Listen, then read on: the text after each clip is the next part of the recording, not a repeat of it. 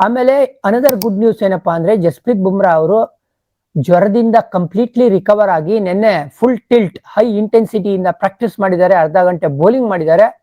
So ಅವರು available ಇರ್ತಾರೆ ಸೆಲೆಕ್ಷನ್ಗೆ ನಾಳೆ. ಇದು ಬೆಸ್ಟೆಸ್ಟ್ ನ್ಯೂಸ್ ಅಲ್ವಾ.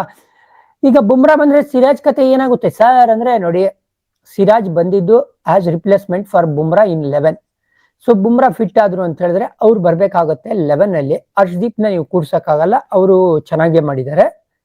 ಹಾರ್ದಿಕ್ ಪಾಂಡ್ಯ ಇನ್ನೇನು ಕಾಂಬಿನೇಷನ್ ಚೇಂಜ್ ಇಲ್ಲ. ಅಭಿಷೇಕ್ ಶರ್ಮಾ ಇವಾಗಿನ ಮುಂಬೈಲೇ ಇದ್ದಾರೆ ಅಂದ್ರೆ ನಾಳೆ ಅವ್ರು ಆಡೋದು ಖಂಡಿತವಾಗ್ಲೂ 99.99% ಇಲ್ಲ ಅಂತ ಗೊತ್ತಾಗಿದೆ. ಸೊ ಸಂಜು ಸ್ಯಾಮ್ಸನ್ ಬರ್ಬೋದು ಪ್ಲೇಯಿಂಗ್ 11 ಅಲ್ಲಿ. ಈಗ ಗೌತಮ್ ಗಂಭೀರ್ ಮುಂದೆ ಇರುವಂತ ಪ್ರಶ್ನೆ ಏನು ಅಂದ್ರೆ, ನಾನು ಇವಾಗ್ಲಿಂದಾನೇ ಪಾಕಿಸ್ತಾನ್ ವಿರುದ್ಧದ ತಯಾರಿ ಮಾಡ್ಬೇಕಾ ಅಥವಾ ಸುಮ್ನೆ ನಮೀಬಿಯಾ ವಿರುದ್ಧ ಏನ್ ಗೆಲ್ಬೇಕೋ ಆ ಕೆಲಸ ಮಾಡ್ಬೇಕಾ? ನನ್ನ ಪ್ರಕಾರ ನಮೀಬಿಯಾ ವಿರುದ್ಧ ಏನ್ ಮಾಡ್ಬೇಕಲ್ಲ ಕೆಲಸ, ಆ ಕೆಲಸ ಮಾಡಿ ಗೆದ್ಕೊಂಡು ಪಾಕಿಸ್ತಾನ ಭೇಟಿ ಮಾಡಿದಾಗ ಅವಾಗ ಆ ಕಂಡೀಷನ್ಸ್ಗೆ ನೀವು ಪ್ಲಾನ್ ಮಾಡ್ಕೊಳ್ಳಿ ಅಂತ ಹೇಳ್ತೀನಿ. ನಡೀತಾ ಇರೋದು ನಮ್ ಗೇಮು ನ್ಯೂ ಡೆಲ್ಲಿ ನೋಡ್ತಾ ಇದ್ದೆ ಸ್ಟಾಟ್ಸ್.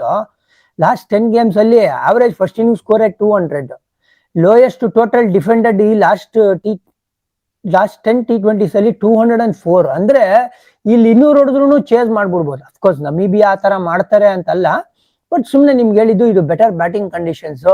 ಇಂಡಿಯಾ ಟಾಸ್ ಗೆದ್ದು ಮತ್ತೊಮ್ಮೆ ಫಸ್ಟ್ ಬ್ಯಾಟಿಂಗ್ ಆಡಿ ಎಲ್ಲಾ ಬ್ಯಾಟರ್ಸ್ ಗಳಿಗೂ ಒಂದು ಒಳ್ಳೆ ಟೈಮ್ ಸ್ಪೆಂಡ್ ಮಾಡಿ ಒಳ್ಳೆ ಪಿಚ್ ಮೇಲೆ ರನ್ಸ್ ಮಾಡಿದ್ರು ಅಂದ್ರೆ ಕಾನ್ಫಿಡೆಂಟ್ ಆಗಿ ಇಳಿಬಹುದು ಅಗೇನ್ಸ್ಟ್ ಪಾಕಿಸ್ತಾನ್. ಇದು ಒನ್ ಲೈನ್ ಆಫ್ ಥಿಂಕಿಂಗ್. ಇಲ್ಲ ಗುರು ನಾವು ಪ್ರೊಫೆಷನಲ್ ಆಗಿ ಆಡ್ತೀವಿ, ಫಸ್ಟ್ ಬೌಲಿಂಗ್ ಮಾಡ್ತೀವಿ, ಟಾಸ್ ಗೆದ್ರೆ ಎಷ್ಟಾಗುತ್ತೋ ಅಷ್ಟು ಬೇಗ ಆಲ್ ಔಟ್ ಮಾಡ್ಬಿಟ್ಟು ಪ್ರೊಫೆಷನಲ್ ಆಗಿ ಫಿನಿಶ್ ಮಾಡಿ ನಾವು ಫ್ರೆಶ್ ಆಗಿ ಹೋಗ್ತೀವಿ ಅಗೇನ್ಸ್ಟ್ ಪಾಕಿಸ್ತಾನ್, ಆ ತರ ಯೋಚನೆ ಮಾಡಿದ್ರು ಅಬ್ಸಲ್ಯೂಟ್ಲಿ ನೋ ಪ್ರಾಬ್ಲಮ್.